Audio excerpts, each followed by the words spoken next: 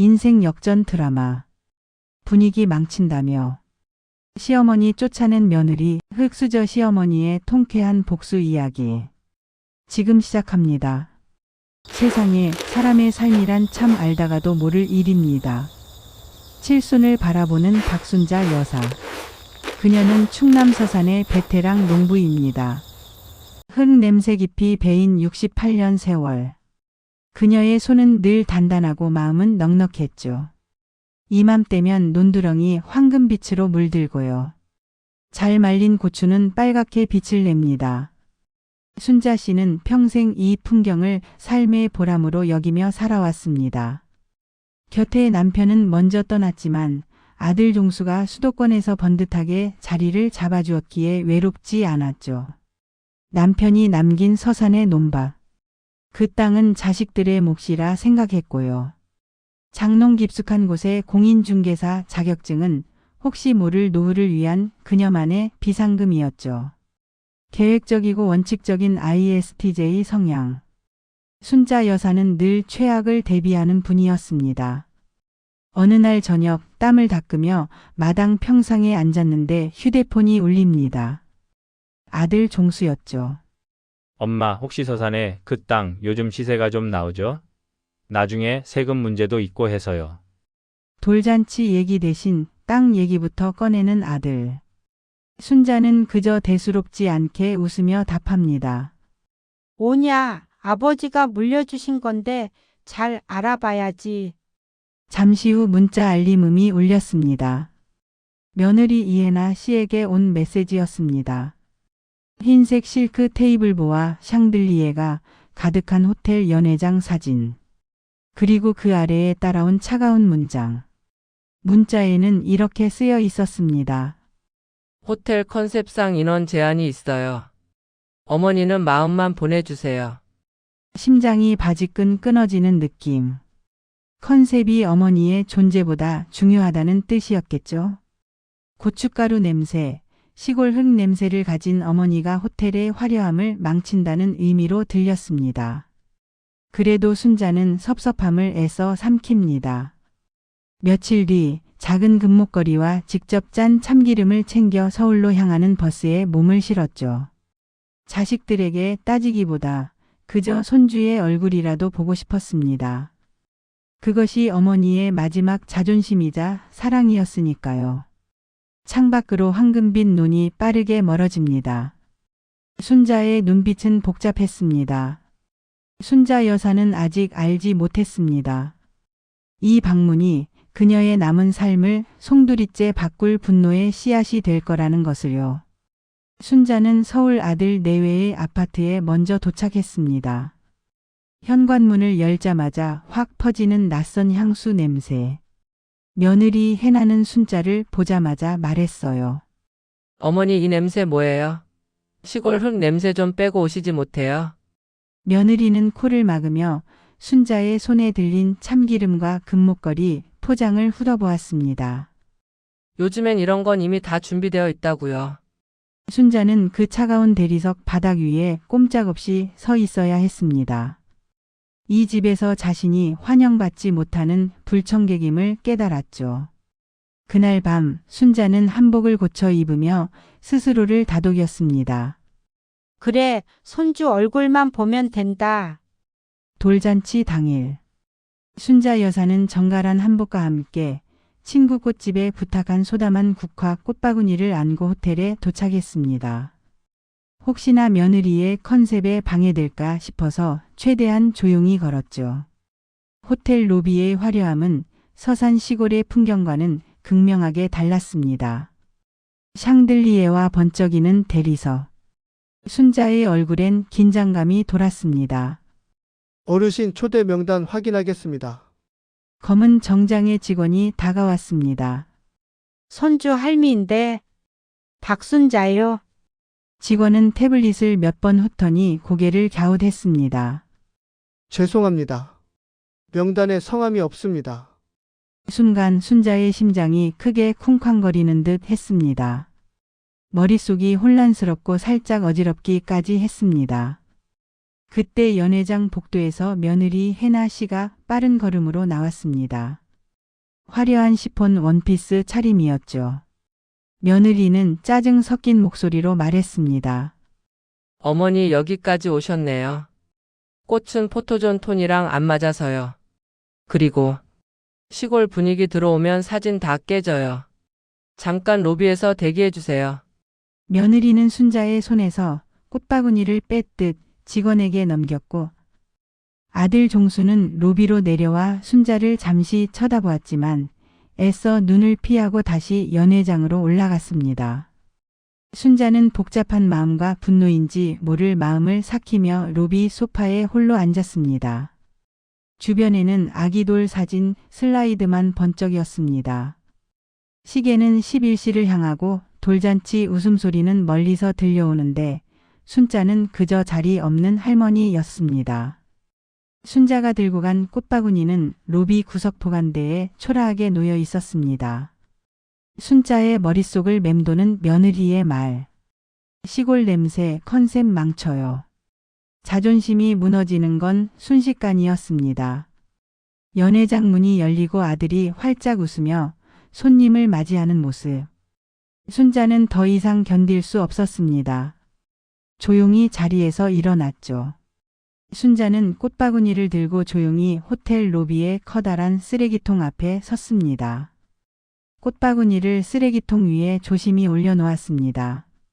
마치 자신의 마지막 남은 모성애를 버리는 듯이. 순자는 낮고 차가운 목소리로 혼자 되뇌었습니다. 꽃바구니 값. 그걸로 내 마지막 의리는 끝이다. 순자는 한복 치맛자락을 털고 뒤돌아섰습니다. 단호하게 택시를 잡아타고 고속도로에 오르자 그녀의 눈빛은 더 이상 슬픔이 아닌 차가운 결심으로 가득 차 있었습니다. 서산 집으로 돌아온 순자 여사. 그녀는 며칠 밤낮을 고민했지만 이미 결심은 섰습니다. 순자는 장롱에서 아버지에게 물려받은 땅 문서와 공인중개사 자격증을 꺼냅니다. 그래, 내 컨셉은 내가 만든다. 순자는 다음 날 바로 서울의 부동산 투자 전문가에게 전화를 걸었습니다. 서산의 논밭 매각을 의뢰했죠. 평생을 자식들의 유산이라 믿어온 그 땅을 이제는 자신을 위한 노후 보장으로 바꾸기로 한 것입니다. 땅 매각 소식은 빠르게 서울로 전해졌습니다. 아들 종수와 며느리 해나는 급히 서산으로 내려왔습니다. 은색 SUV가 흙먼지를 일으키며 마당에 멈췄습니다. 해나는 구두굽을 들고 구두가 더러워질까봐 마당 흙을 조심스럽게 피합니다. 아들 종수는 당황하며 말했습니다. 엄마, 이게 대체 무슨 일이에요? 아버지 땅을 왜 파세요? 며느리도 거들었습니다. 어머니 저희 상의도 없이 그 땅값이 얼마인데요. 세금도 폭탄이에요. 순자는 마당 한복판에서 말리던 고추 채반을 들고 허리를 폈습니다. 고추 내음 흙 냄새. 며느리가 끔찍이 싫어했던 그 냄새 속에서 순자는 가장 당당했습니다. 그리고 단호한 목소리로 말했습니다. 상의? 냄새 난다던 나를 초대도 안 한 너희가 무슨 상의를 해? 아들 종수는 며느리의 눈치를 보며 말했습니다. 엄마, 돈 때문이라면 제가 돌잔치 비용 다 드릴게요. 땅만은 안 돼요.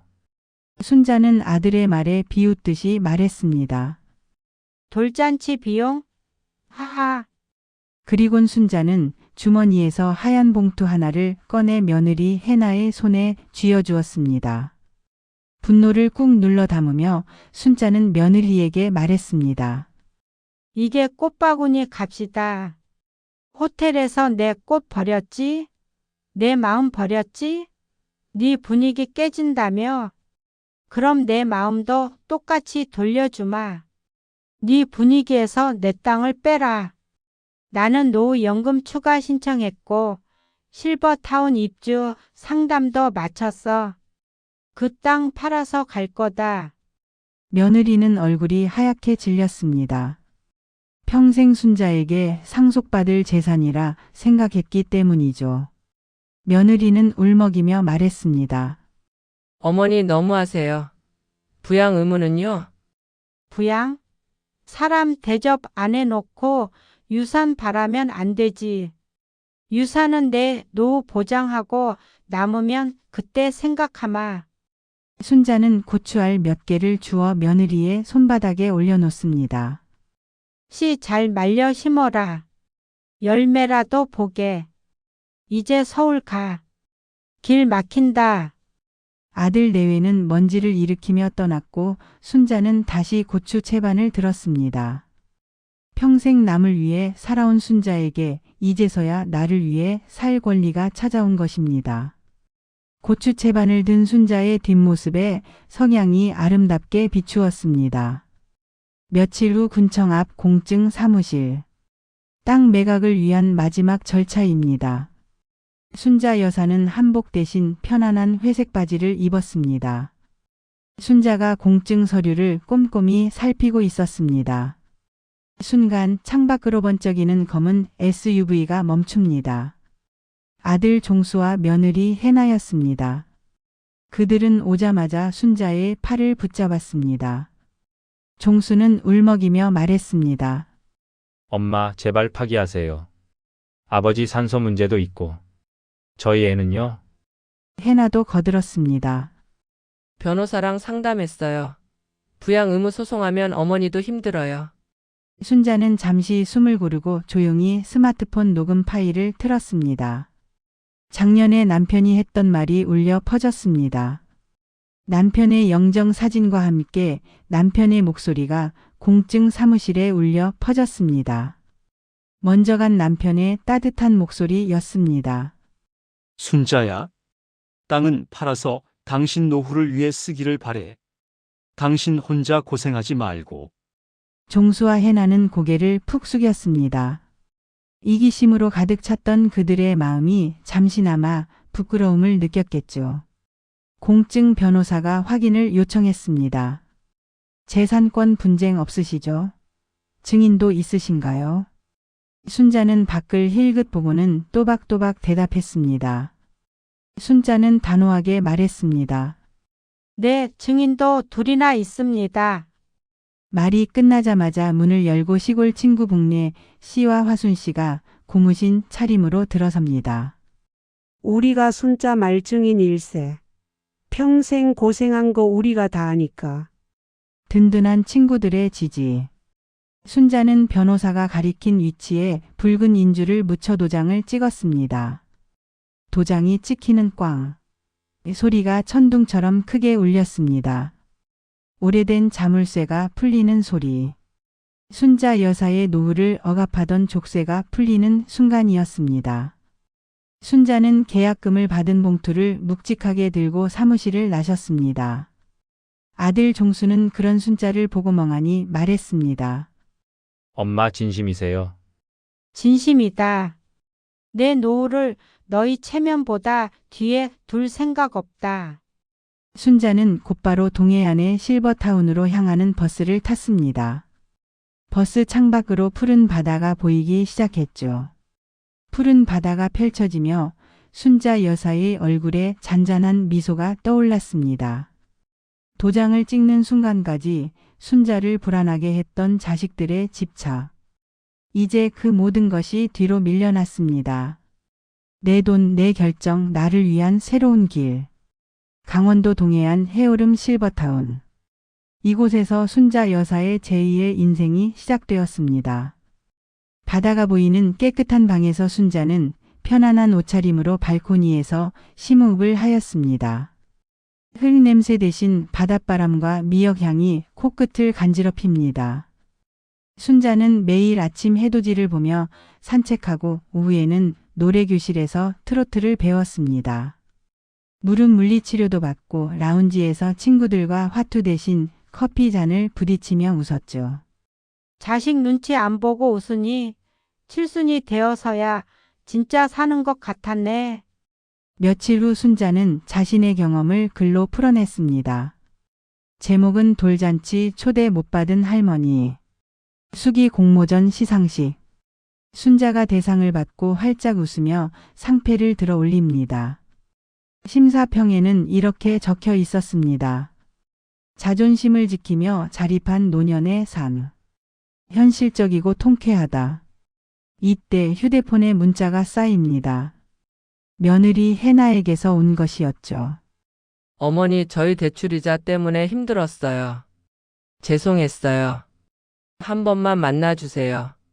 순자는 잠시 그 글자를 덤덤하게 바라보았습니다. 하지만 더 이상 그들의 이기적인 감정에 휘둘릴 마음이 없었습니다. 그 돈 문제는 너희 문제다. 나는 내 문제만 챙기련다. 라고 답장했습니다. 순자는 서산에서 가져온 고추 씨앗을 손주 사진 옆에 놓습니다. 순자는 고추 씨앗을 봅니다. 이 씨앗은 손주가 철이 들어 할머니의 진심을 이해할 때 그때 전해주기로 마음먹었죠. 돈이 아닌 사람의 돌이라는 진정한 유산을 물려주고 싶었습니다. 동해 일출. 붉은 동그라미가 수평선 위로 떠오르자 순자는 휴대폰 영상 촬영 모드를 켰습니다. 햇살을 받으며 환하게 웃습니다. 순자는 시청자를 향해 따뜻하고 당당하게 말했습니다. 안녕하세요. 저는 칠순을 바라보는 순자예요. 돌잔치에서 초대 못 받아도 괜찮아요. 제가 저를 초대했으니까요. 자존심 잃지 말고 여러분도 여러분의 자리에서 당당히 살아봐요. 오늘 이 영상 보시며 생각나는 거 있으면 댓글로 나눠주세요. 우리 같이 이야기해요. 순자는 영상을 올리고 카메라를 덮었습니다. 파도 소리가 잔잔하게 들렸습니다. 순자는 아침 식당으로 향하며 거울을 봤습니다. 주름은 깊어졌지만 얼굴빛은 밝았습니다. 마음을 먹으면 표정도 달라진다는 것을 순자는 깨달았죠. 엘리베이터 문이 열립니다. 순자는 혼잣말을 했습니다. 예약 없으면 못 들어와요. 이제 내 인생이니까요. 순자의 이야기가 마음에 드셨다면 구독과 좋아요, 그리고 의견이 있으시면 댓글 부탁드려요.